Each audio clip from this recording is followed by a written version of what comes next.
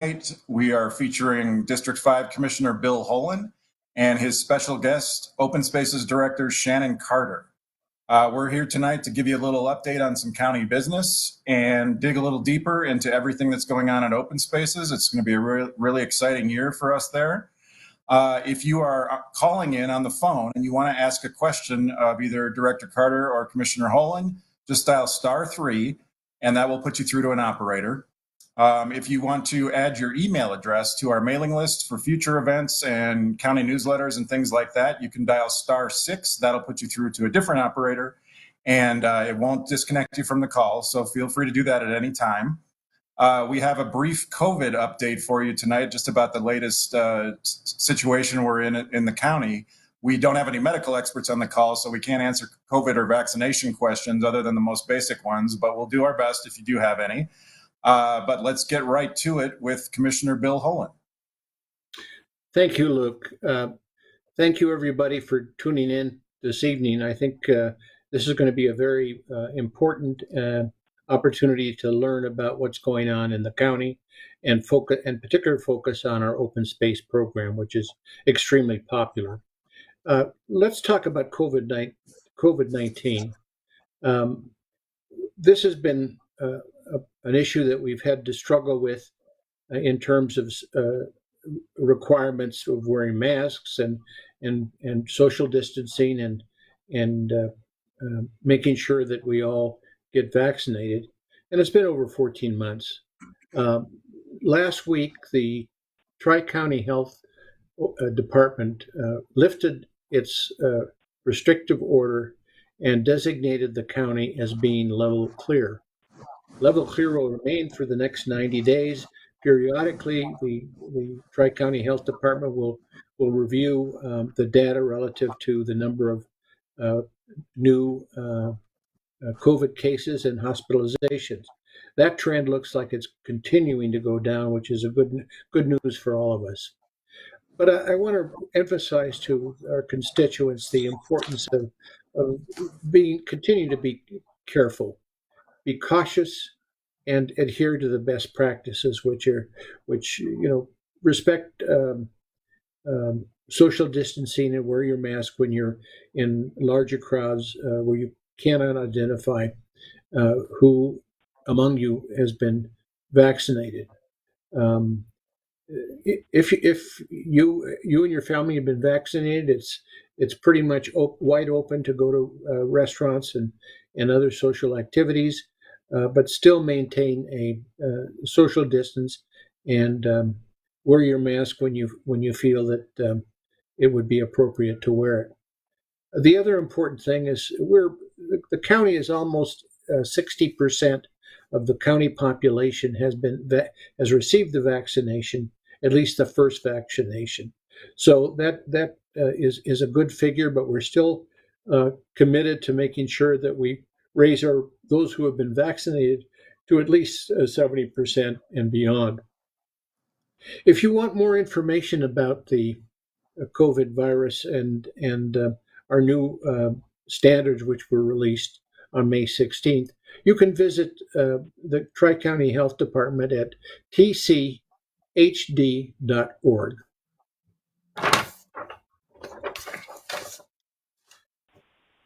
Arapahoe County in 2021 will be facing many challenges that have been a result of the fiscal impact of the COVID-19 virus.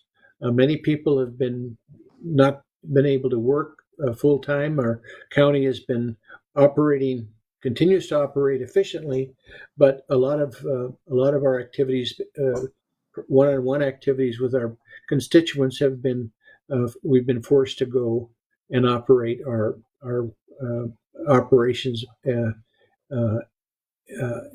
through our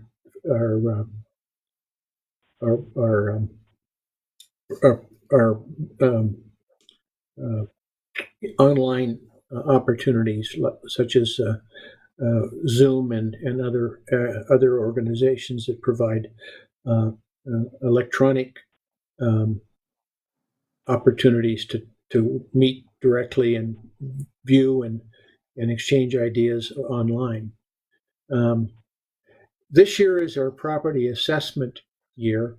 So many of you who have already received your tax evaluations, and because of the incredible demand for housing throughout the state, single-family housing in particular, you will see some slight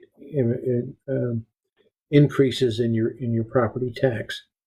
The county is now operating in the development of new strategic plan, which is taking into considerations all the impacts that we've had financially and administratively because of the COVID-19 challenge. We're faced with some fiscal constraints as a result of this. So we're evaluating our entire budget and trying to find ways of reducing the fiscal impact as we see a reduction in revenues. We're also taking a hard look at evaluating the county's operations. How can we improve the efficiency of our operations, at the same time find opportunities for us to reduce our financial status, that we'll find efficiencies to improve the delivery of our services, at the same time costing the taxpayer less. This year, we're going to attempt to bring to the ballot a open space sale tax reauthorization. The open space program is one of the most popular programs that the county has. We maintain trails, we provide parks, we provide grants to our municipalities. 50% of our revenues, of our tax revenues, are dispersed directly to the cities, leaving us additional money that we can provide in individual grants to cities and municipalities. The excitement this year is that we're going to have a full up operating county fair in the beginning of July. I think it's 22nd. That will should bring a lot of people out of their sequestered homes and come out and enjoy the fair and all the activities associated with that. The county is, due to some of the federal legislation, is receiving significant funds. The most recent being the American Rescue Plan Act, the ARPA. We anticipate, once we've completed the application process, to receive an additional $126 million that can be dispersed to small businesses to help fill the holes in our operational financial operations, which will help sustain us and continue to maintain the services necessary. We do have many challenges and opportunities this next year. We've already dispersed about $114.5 million from our federal CARES Act for COVID-specific relief efforts and programs. This includes helping small businesses with PPP programs to help them to maintain salaries of their workers, and also providing funding to help offset the financial losses that many small businesses had received directly due to the COVID-19 pandemic. The county is continuing to support the testing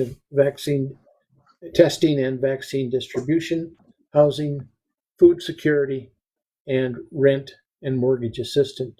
So any constituent that is having those problems, please contact our county or go online to arapahoegov.com/cares and that will give you information about some of the programs, the financial programs and relief programs that are available to all our citizens.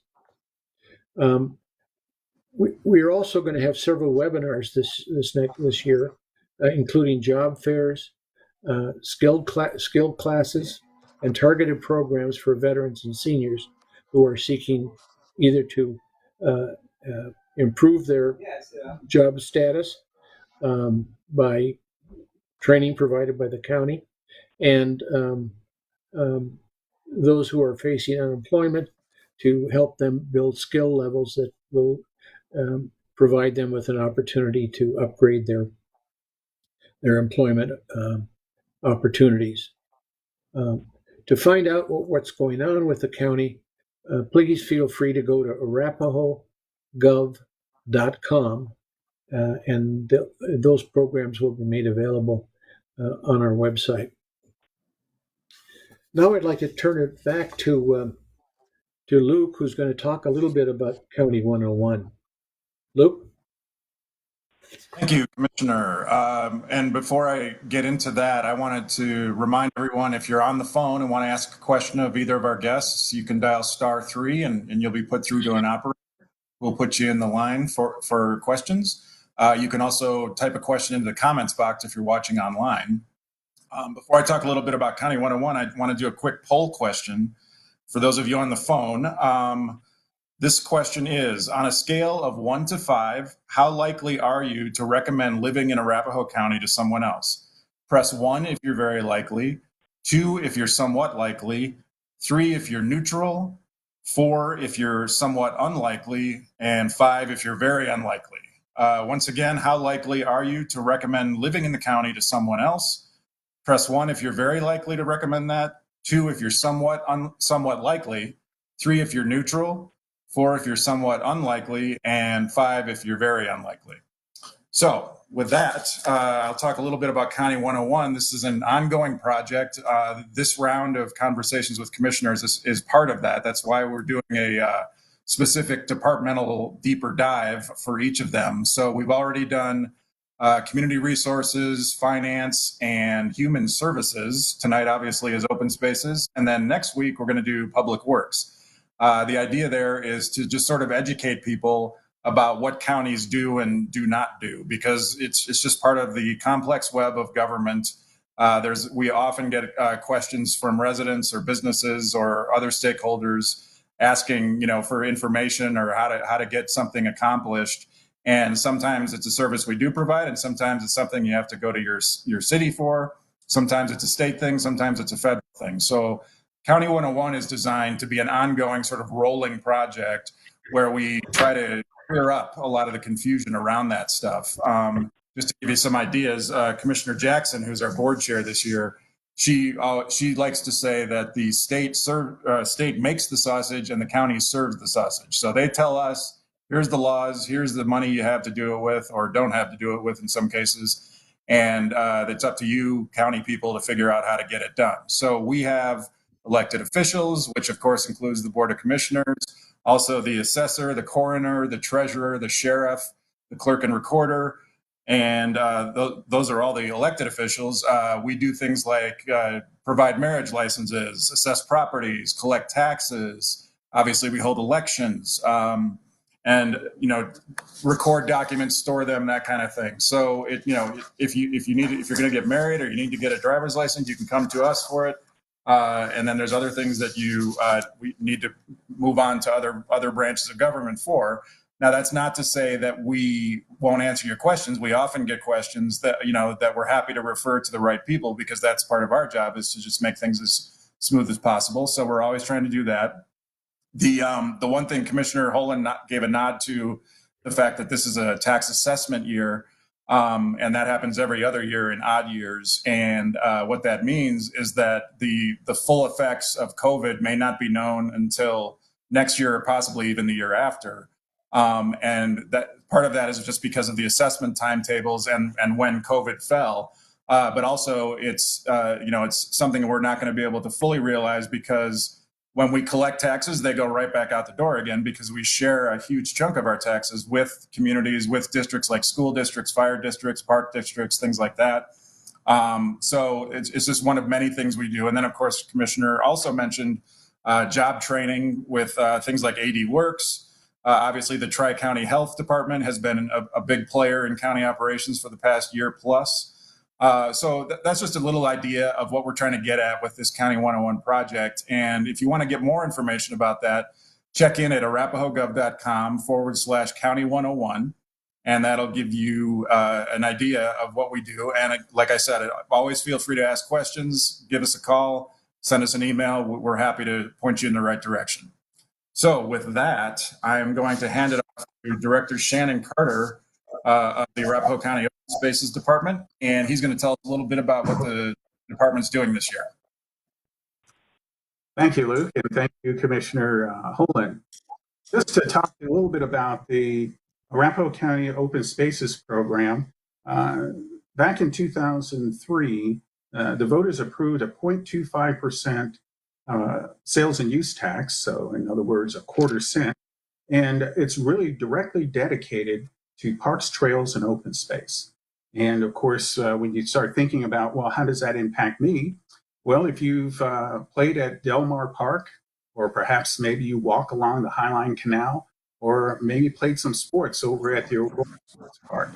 Yes, you've really enjoyed the benefits of this sales and use tax. We've really focused in on building and maintaining trails, enhancing neighborhood and regional parks, preserve natural areas, and even heritage areas, which we have two. The historic 17 Mile House, which is located on Parker Road, kind of south of Arapahoe and Broncos Parkway. That's a 75-acre farm park that we have. And of course, over the years, we preserved over 31,000 acres of open space. That's through easements, through fee simple, in other words, purchasing properties. We have a number of different working ranches. We have close about almost 5,000 acres that we've preserved in the eastern part of the county. And they're preserved as agricultural working properties, as well as some with trails and other amenities that are out there. And of course, we've partnered with all of our cities and towns, City of Aurora, City of Centennial, Greenwood Village, Inglewood, to really support over 168 different park projects. And so we've done quite a bit of work in the community in doing that. And as I mentioned, as far as how the tax works, in the next slide, it really kind of highlights how that's distributed. As I mentioned, 50% of what we receive, we share back with the municipalities, with your local city or town, based upon the population. So large city, large share of the money, smaller city, smaller share.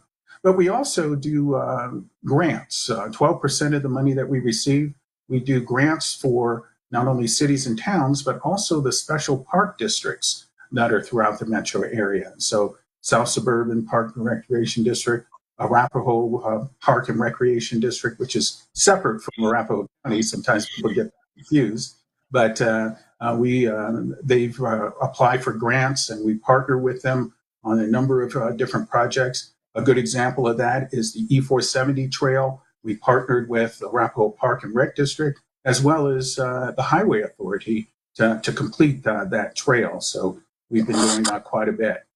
As Commissioner Holen mentioned, we also hold a number of different activities. We've done the county fair at the Arapahoe County Fairgrounds. This would be another fun event for the summer. I like to say it's the best deal of the summer when you start thinking about the price. $15 for a ticket, and that includes carnival rides, tractor pull, rodeos, music entertainment. So a great time, a great community event. And certainly after the year that we've been through, we're ready for it. We also have a number of other events that we'll be talking about as we go on with the call. So that kind of gives you a little bit of an overview of what open space does, but we'll go into a little bit further as we discuss it more. Dr. Shannon.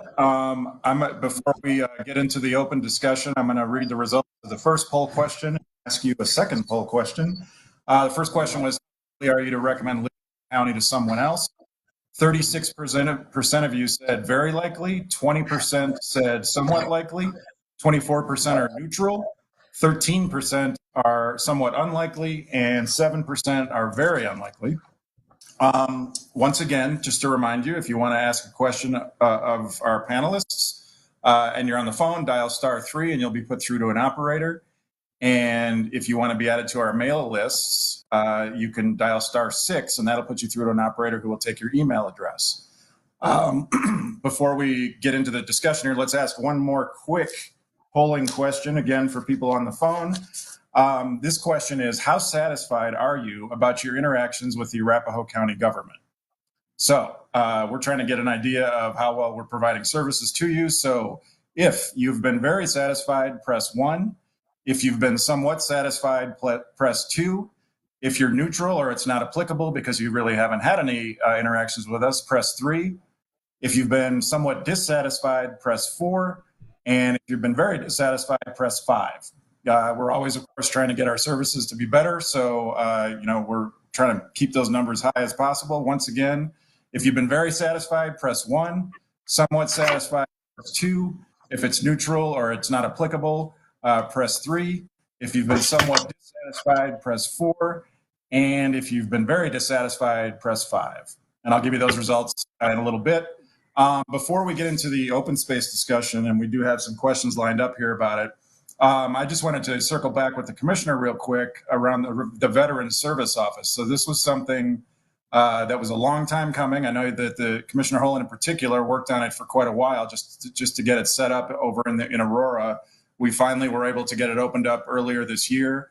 We're going to produce our own video about the office and all the services that it provides to veterans. So Commissioner Holen, talk a little bit about how it came to be. We have a Veteran Service Office in Littleton, but why did we need one over in Aurora? Thank you, Luke. I'm a disabled Vietnam veteran and rely very heavily on the VA and relative to the educational benefits and the health care. We have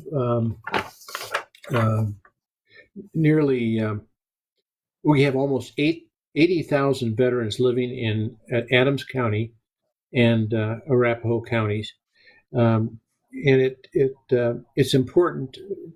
I discovered when I first became a county commissioner that one office in Littleton really is a burden for people living in North Aurora and Aurora to get to that particular office, particularly if you're disabled or elderly. So we pushed to have an office with a full-time veteran service officer in North Aurora, and the services that veteran service officers provide are multi-purpose. For example, we help veterans with their educational benefits. We also help veterans who feel that their military service resulted in disabilities and hurt their ability to achieve economic stability.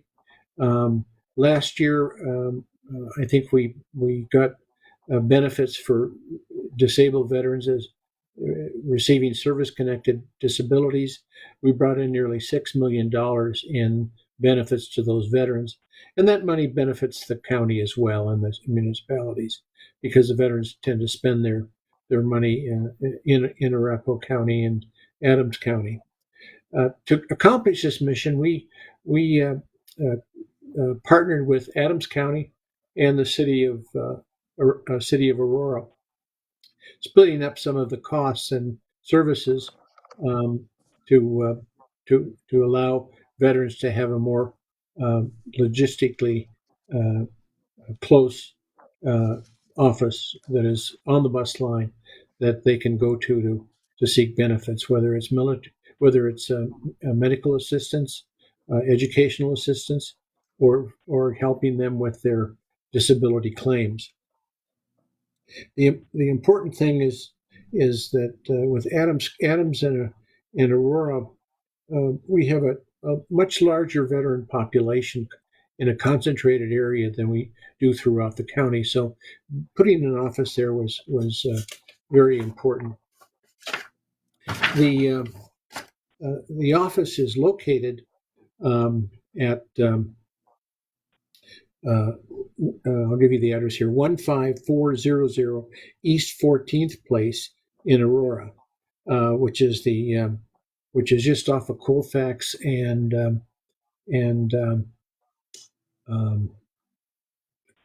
Arapahoe. No, not Arapahoe, but can't remember the cross street. 14th. So the office hours are Monday through Thursday, 8 a.m. to 4:30 p.m. and Fridays, 8 a.m. to noon.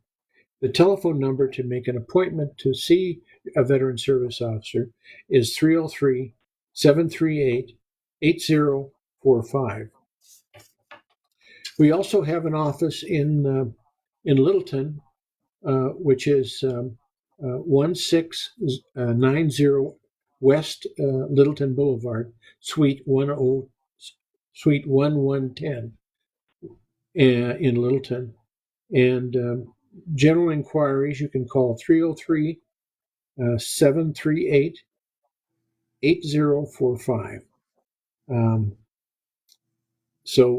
If you have transportation, get to the other office, that's fine. But people who live in Aurora, we urge you, Aurora and Adams County, we urge you to go to the office located in Aurora. We'll provide full services to our veterans. Thank you. Thank you, Commissioner. Yeah, we're excited about this one. I was pretty stunned to learn that there were that many veterans in the two counties. And that's just 2 out of 64 counties in the state. So anything we can do to help the veterans is certainly going to be welcome. So let's get into the questions. We have a number of open spaces questions here.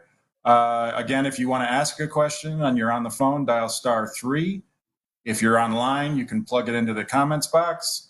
I'll give you the results of the second polling question real quickly. How satisfied are you about your interactions with the Arapahoe County Government?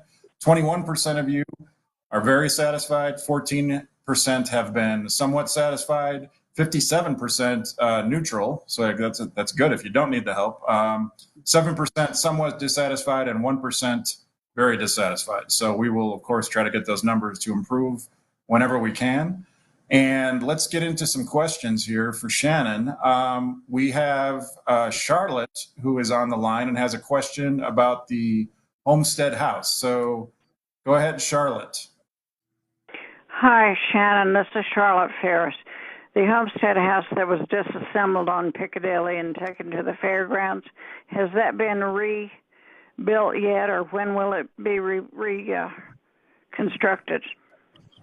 Yes, thank you for that question. The Homestead House, of course, was located, I think, close to Piccadilly and Quincy a few years back, and we did disassemble it, and we have it in storage. And one of the projects that we want to do with the second phase of the Arapahoe County Fairgrounds is to build kind of a, not really a trailhead, but as a trail stop. And that's when that home will be assembled again. We still have both the stones, the historical plots that we've took pictures of. And so that, although that project is still pending, it is still on our radar screen. And it's probably, as we get through the reauthorization, it's probably sometime next year or the year after is when we'll really start to schedule and start to put that into the planning phase. And so the Homestead House was from the Prairie days. Is that correct? Yes. Yes, okay. They were. It was amazing. It was one of those. As the development happened over in the, it's not Prosper. What is it? In the community that's close to E470 and Quincy, over in that area, there was a house that was a homestead that was close to the creek, Tollgate Creek, and it had really unique stones and a unique structure. And what we did is we not only collected those stones, there was the Historical Society did a lot of research on the family and the way that the house looked at certain points. And so we're going to interpret that and kind of reconstruct it close to the fairgrounds, which is maybe about 2 or 3 miles of where its original location is. Wow, great.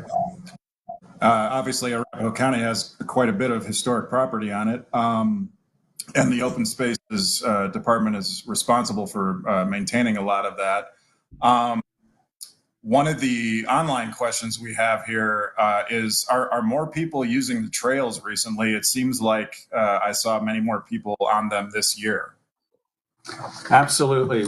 Our trail counters have gone off the charts, so to speak.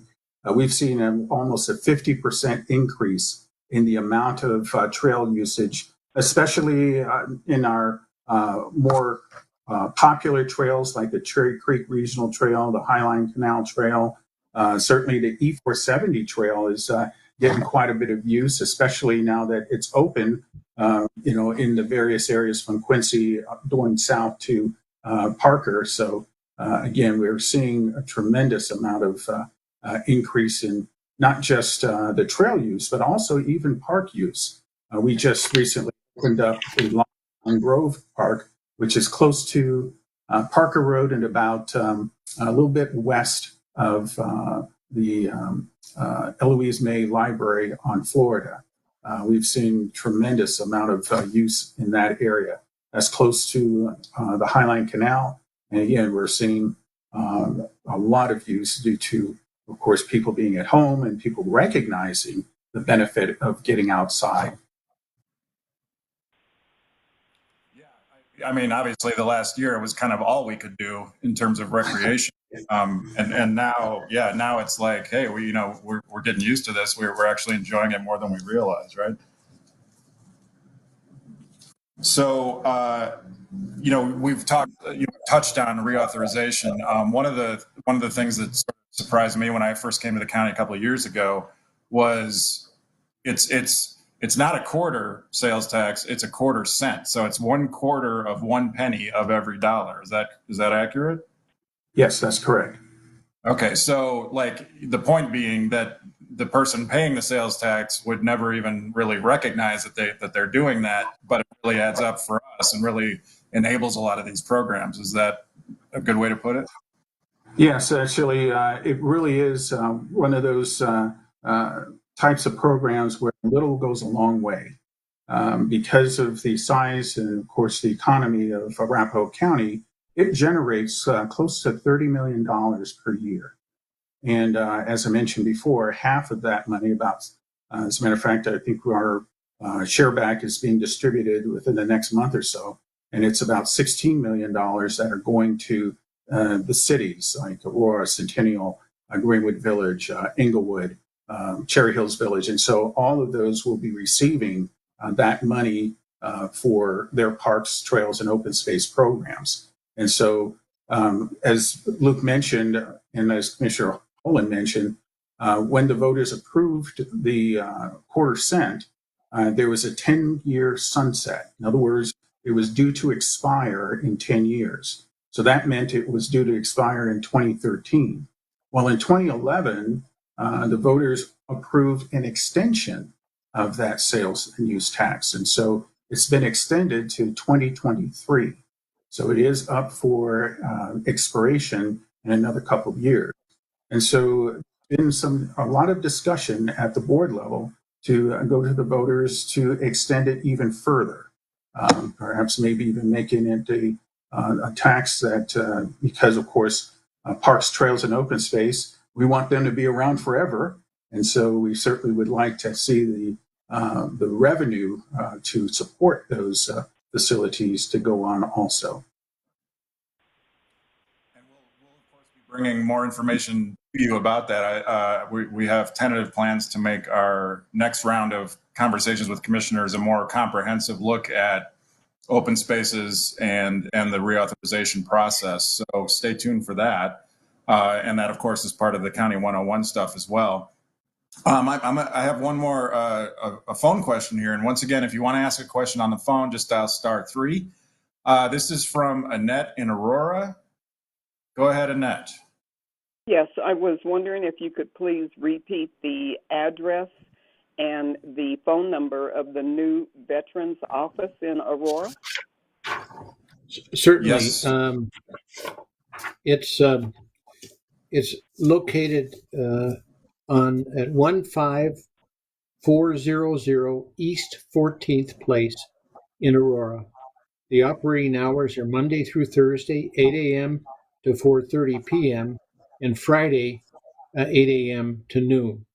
To make an appointment or get information on what services are available, you can call 303-738-8045. Thank you for your interest. Thank you. And that's, for those of you who know the county buildings at all, that's Altura Plaza is that address. So we have a number of county services in that building. So let's talk about the fair. We had to cancel it all last year, but this year we are on. We, I believe, are doing it just like any other fair as far as safety protocols and so forth. Shannon, can you talk a little bit about how we're going to get back to normal here?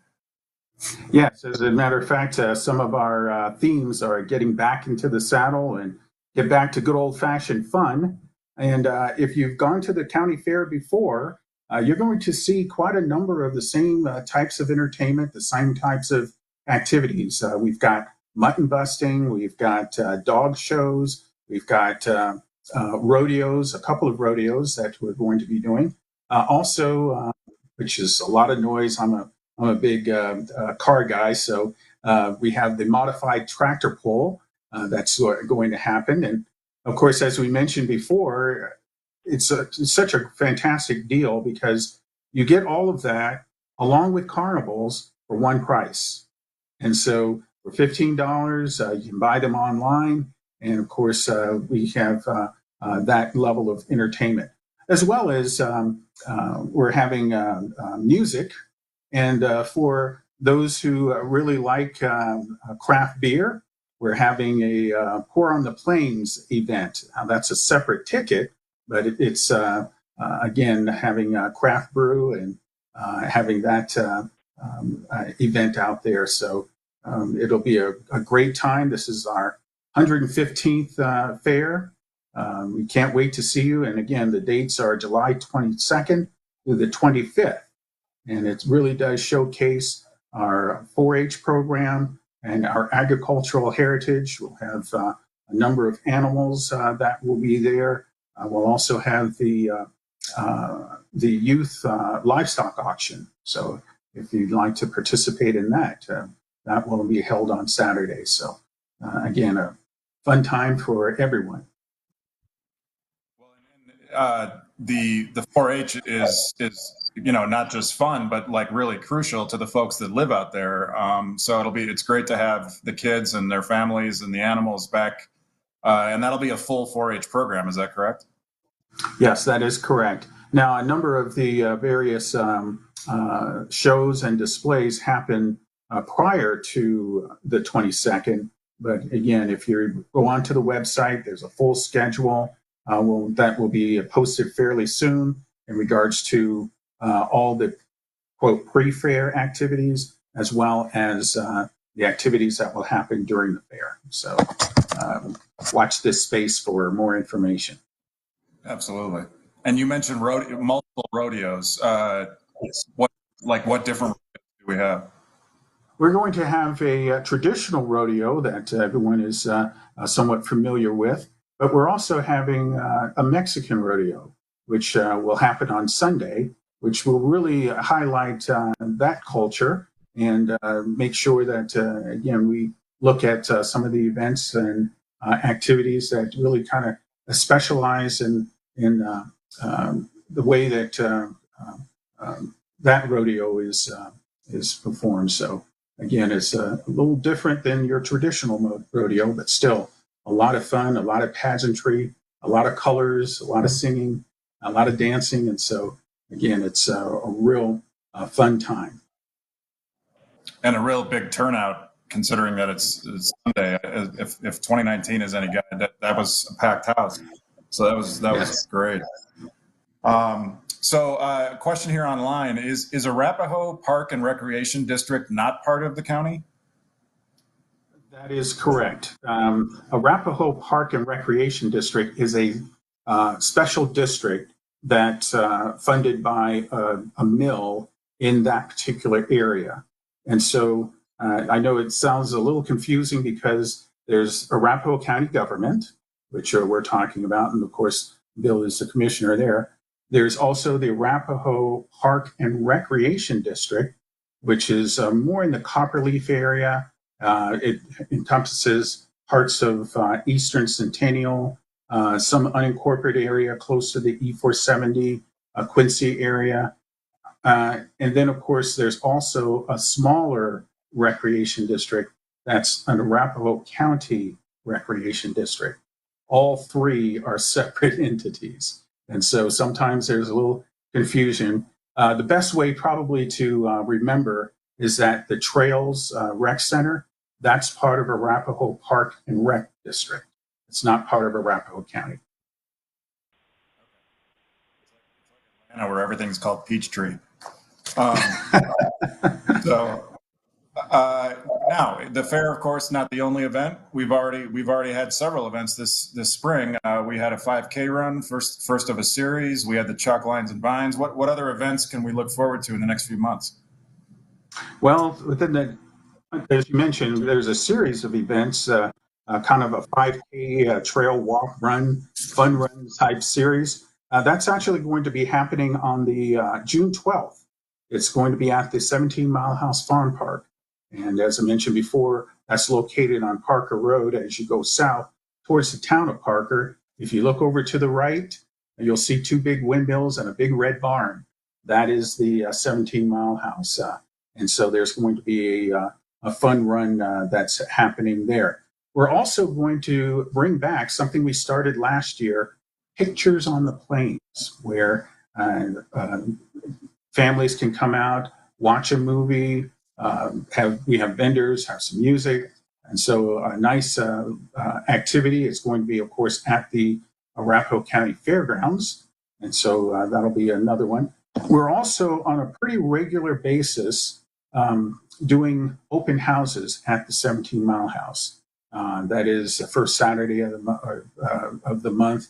We have a number of different docents, people that can tour the house, explain its history, because most people, the number one question is, well, why is it called 17 Mile House? Well, it's because it's 17 miles from that location to downtown Denver, the state capital. And so it was part of the Cherokee Trail. And so going from New Mexico all the way up to Denver. And yes, the historic trail went right through the 17 Mile House property. Yeah, I just learned that myself. Of course, we have 4 Mile House, which is over in the Glendale area, and that's 4 miles from downtown. All right. So one of the other things I would like to talk about is the open space master plan. This is a question for both of you. What is the open space master plan in a nutshell, and what is the board's role in evaluating it? Carter, you want to handle that? Sure. As you know, when you start looking at a program like the Open Spaces program, there are certain questions in regards to, okay, what are you going to buy? Why are you going to buy it? And of course, what purpose does it serve? And so what a master plan does is it provides the citizens and the community the opportunity to really comment on what the priorities should be in regards to acquisition, in regards to conservation, in regards to preservation. And so we spent over a year long process of really talking to constituents, our citizens. We had a number of different online surveys. We had actual written surveys, telephone town hall. We had different live events. And so we really spent a whole year listening to our citizens in regards to once we explained what the open space program was, how much money it brought in, the types of projects that we do, we gathered a lot of input from them. And there were certain conclusions that we came to because we heard quite clearly that people are really concerned and want to preserve wildlife, want to make sure that these special areas are taken care of. What came up also was the preservation of agricultural food production. And so ranches, riparian areas, which is as you're looking in the plains, you notice there's a lot of trees that are around the smaller creeks. Well, that's what they refer to as a riparian area. And so making sure that those areas are conserved and preserved. Also, wildlife corridors were highlighted in regards to a high priority. And so what a master plan does is it helps to shape what types of things that we're going to be doing over the next 10 to 15 years.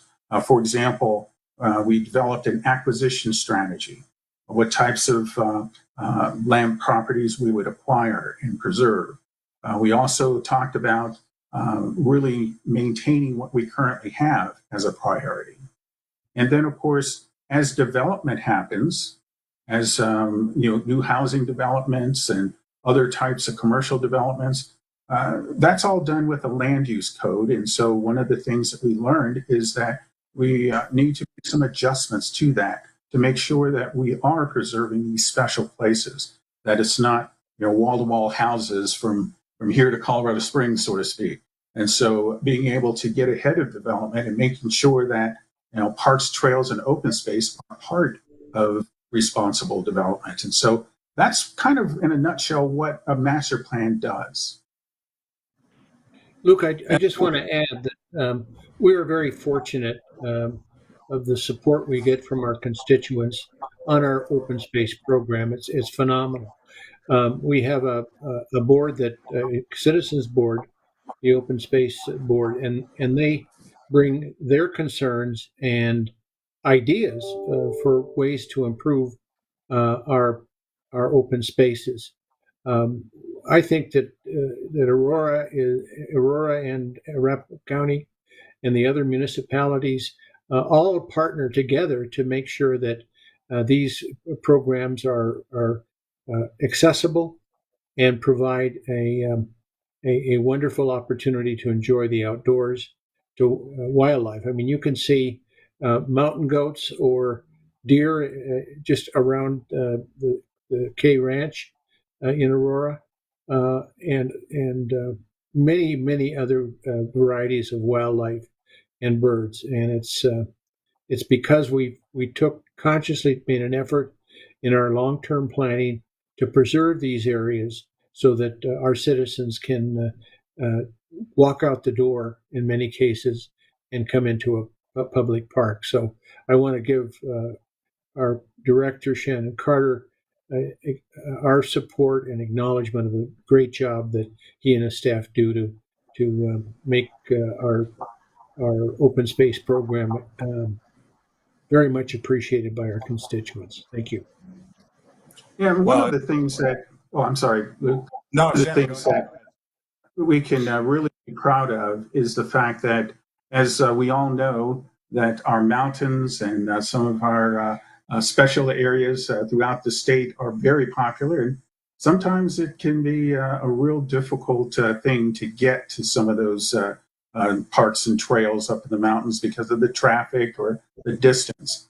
But having those not too far away from your community, having the trail system, looking at the various flora and fauna that's on the eastern plains.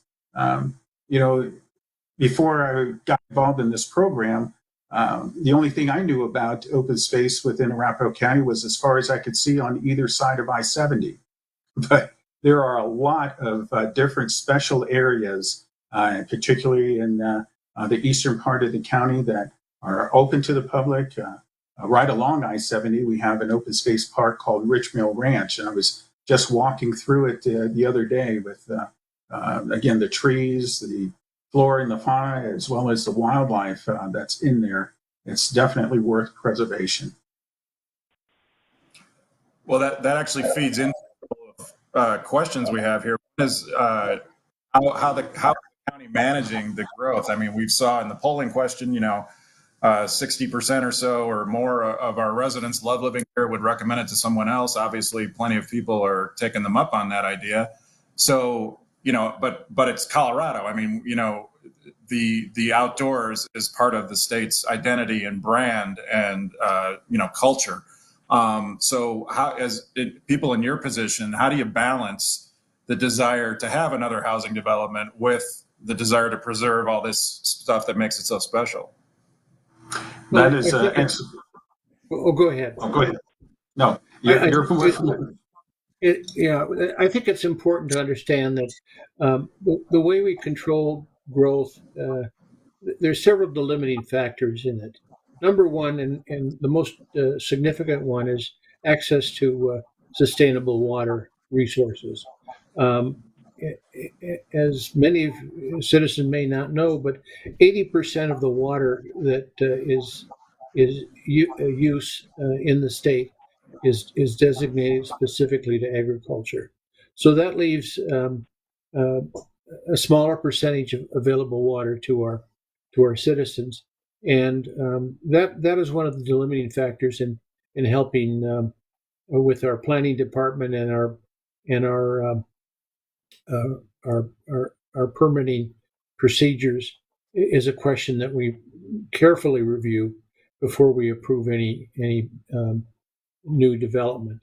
And the other aspect is, and a very concerning issue with many of the commissioners, is the lack of available of affordable housing.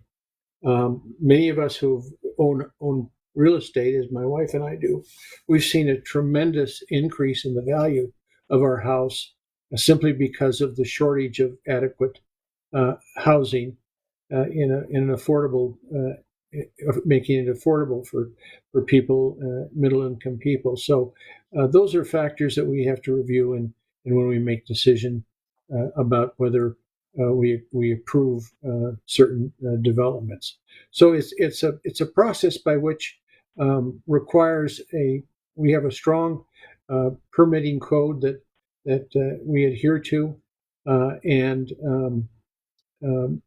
in addition, we look at other commercial developments that are coming in, and they have to be reviewed by the commission. So it's not an easy process, and we just have to be mindful of our efforts to preserve the quality of life of our citizens in Arapahoe County. Go ahead, Shannon. And of course, on when development does come in, it is a balance and a partnership with the developer in regards to, what types of amenities. There's drainage considerations. There's considerations for parks, trails, different buffer areas. And so we do work quite closely with the developers to really make recommendations in regards to what the development should look like. But mostly, of course, because it is their property and they're making this project. And so we try to influence to make sure that those amenities are appropriate for the number of people that are going to be living in that area. The county's role is more as a regional connector, that is to make sure that these regional trails from one development or one community to another, there's good, safe access between the two. So that's how we help contribute towards managing growth. And of course, as I mentioned earlier, one of the important factors in this entire decision-making process is that we all want to preserve the quality of life that we presently have and not allow development to lessen the beautiful county that we live in the beautiful state. Well, and that brings us to we're coming up on the hour. This will be our last question. You both have said the word partnership a number of times. I've only been with the county a couple of years. You've both been here quite a bit longer than I have. How have the partnerships evolved over the years since you've been here, and and helped make the government run more efficiently, just generally? Well, I think it's important in many regards. Number one, many of the projects that we have, particularly in the area of transportation, we receive some federal and state funding for those projects, but to really be able to achieve the construction of these projects, we have to reach out to other communities. For example, the several intersections that we've developed in cooperation with both the E470 projects as well as, for example, Arapahoe Road, which is a real problem. We were able to get together with several of the local municipalities who shared in the costs of that project, including the state and federal funds. So those partnerships are important, and we utilize those relationships with our other governmental entities to improve our parks and recreation program, to receive input on our master plan, both for our transportation master plan, which is currently going forward, and our open space master plan, all of which requires public input as well as governmental input from the various entities that benefit from these projects. Just to add on to what Holen was mentioning, the fact that, from a wildlife standpoint, they don't see community boundaries. From a trail standpoint, you can't tell as far as community boundaries. And so you really have to work together. When you're talking about a regional trail, it will go across multiple cities and multiple special districts. And so that's why we need to partner together to make sure there's some consistency and to be able to be successful. Well, thank you both. That's a great note on which to end. I would like to thank all of you for attending tonight. The recording of this will be available within about 24 hours on our YouTube page. And next week we have District 3 Commissioner Jeff Baker with Public Works and Development Director Brian Weimer. So that should be an interesting one, since transportation is top of mind for a lot of people. And please stay tuned to all of our channels and all of our websites for future events and news and announcements. And we look forward to seeing you at the fair in about 2 months. And thanks to everyone. Thank you all for joining us.